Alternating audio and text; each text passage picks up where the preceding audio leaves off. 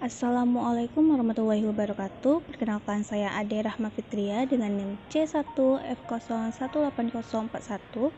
Baiklah, video ini untuk memenuhi tugas akhir ujian akhir semester pada MK Ekonomi Sumber Daya Insani. Di sini saya akan menjelaskan bagaimana potensi dan tantangan sumber daya insani yang ada di Indonesia, dan menurut saya bagaimana strategi apa yang harus dilakukan untuk dapat meningkatkan kualitas SDI guna memenuhi kebutuhan tenaga kerja di LKS maupun lembaga lainnya. Nah, untuk tantangan peningkatan kualitas sumber daya manusia untuk hadapi revolusi industri 4.0, yaitu untuk menjadi negara baju, sangat diperlukannya potensi SDM dan upaya pemanfaatannya untuk Indonesia. Nah, untuk potensi SDM sendiri terdapat 3 yang perlu kita ketahui. Yang pertama yaitu jumlah penduduk Indonesia. Nah, jumlah penduduk Indonesia sendiri memiliki jumlah penduduk yang sangat banyak, tetapi penyebarannya tidak merata. Dapat dilihat bahwa di Pulau Jawa jumlah penduduk yang sangat banyak terdapat di sana. Agar persentase penduduk merata, pemerintah Indonesia melaksanakan program transmigrasi bagi penduduk Pulau Jawa. Keuntungan program tersebut yaitu disediakannya berbagai fasilitas untuk mendukung kehidupan para transmigran. Fasilitasnya dapat berupa untuk seperti rumah, lahan untuk yang digarap, hingga alat-alat pertanian lainnya. Yang kedua yaitu jumlah tenaga kerja. Dengan semakin banyaknya jumlah tenaga kerja yang diserap, maka pembangunan negara akan semakin pesat.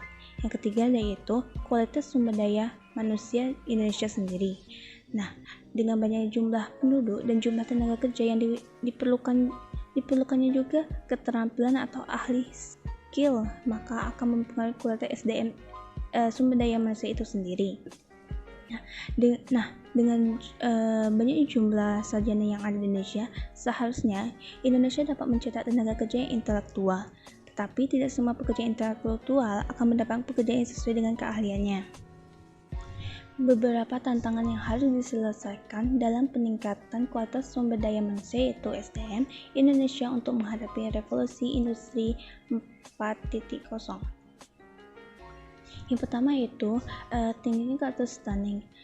Stunting sendiri adalah masalah kurang gizi kronis yang disebabkan oleh kurangnya asupan gizi dalam waktu yang cukup lama, sehingga mengakibatkan gangguan pertumbuhan pada anak, yakni tinggi badan anak lebih rendah atau lebih pendek seperti kedil dari standar usianya sendiri. Nah, seperti yang dijelaskan oleh Menteri Keuangan pada kuliah umumnya di Cornell University New York, Indonesia masih memiliki berbagai persoalan kesehatan seperti stunting. Ini menjadi salah satu tantangan terbesar di Indonesia. Kami kembangkan penanganannya dibantu oleh World Bank dengan penanganan lintas institusi. Dalam bidang kesehatan, kami juga membuat Universal Health Coverage. Tantangan terbesar bukan dalam anggaran ataupun kebijakannya, namun terletak pada eksekusinya. Yang kedua, tantangan keduanya yaitu dalam bidang pendidikan. Bagaimana Menteri Keuangan mengatakan bagaimana cara meningkatkan kualitas pendidikan yang merata di Indonesia ini, Indonesia yang sangat luas, yaitu dengan meningkatkan kualitas pendidikan dengan anggaran yang telah didesentralisasikan dengan penguatan sinergi antara pemerintah pusat dan daerah.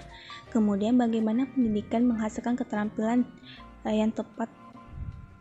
Dan tantangan ketiga yaitu bagaimana melibatkan pihak swasta agar bisa berpartisipasi dalam pendidikannya, yaitu salah satunya adalah dengan memberikan insentif seperti pengecualian pajak untuk buku literatur, insentif pajak untuk riset dan pelatihan vokasi, serta dana abadi pendidikan untuk riset. Dan tantangan yang lainnya yaitu seperti pemerintah membutuhkan dana yang tidak sedikit dalam melakukan investasi dalam pengembangan revolusi industri 4.0.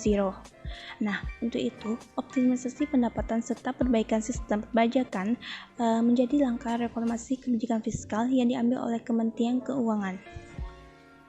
Selanjutnya, bagaimana untuk membina dan mengembangkan kemampuan tenaga kerja sesuai dengan kebutuhan masyarakat di era global yang saat ini, yaitu ada 7 kegiatan yang dapat meningkatkannya, yaitu yang pertama utama yaitu peningkatan mutu pendidikan.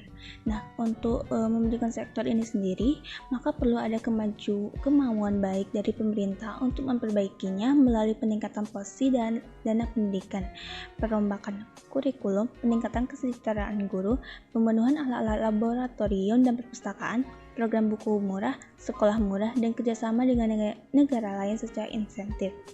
Yang kedua yaitu penguasaan bahasa asing. Nah,